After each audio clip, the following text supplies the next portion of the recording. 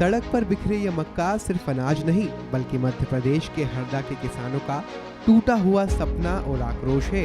जिस फसल को किसान ने खून पसीने से सींचा, जब कृषि उपज मंडी में उसका भाव बहुत कम सिर्फ 1253 रुपये जैसा मिला, तो किसानों का सब्र जवाब दे गया। अपने ही अनाज की हो रही इस अनदेखी से आहत किसानों ने गुस्से में ट्रैक्टर ट्राली को सड़क पर पलट दिया और मक्का को बिखेर कर मुख्य मार्ग पर ही धरने पर बैठ गए। मंडी प्रशासन के खिलाफ गूंजती यह नारेबाजी सिर्फ कम भाव की शिकायत नहीं है, बल्कि यह देश के हर अन्नदाता की मांग है कि उन्हें उनकी मेहनत का न्यायपूर्ण समर्थन मूल्य दिया जाए। सर ट्राली में मक्का की फसल बेचने के लिए आया था मैं। आज जब भाव की बोली चली तो 1100 का भाव दिया मैं। थोड़ा सा विरोध करा तो ये ट्राली को मेरी 1253 में खरीदी उन्होंने। दूसरी ट्राली में भी वही कहानी बनी मेरी, भी विरोध करने पर उन्होंने भाव छोड़ के भाग गए।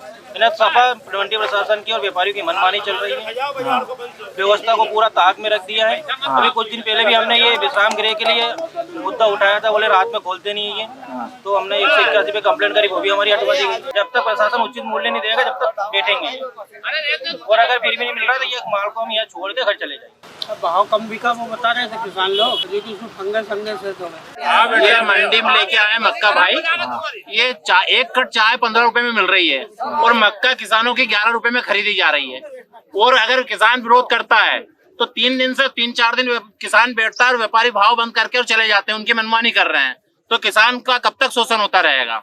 यहाँ कोई जवाबदार आदमी नहीं है। लगभग 1 घंटे से भाई ट्राली खाली करके बैठा है, अभी तक कोई सचिव वगैरह मंडी से कोई आदमी आके इनके हालचाल नहीं पूछ रहा है।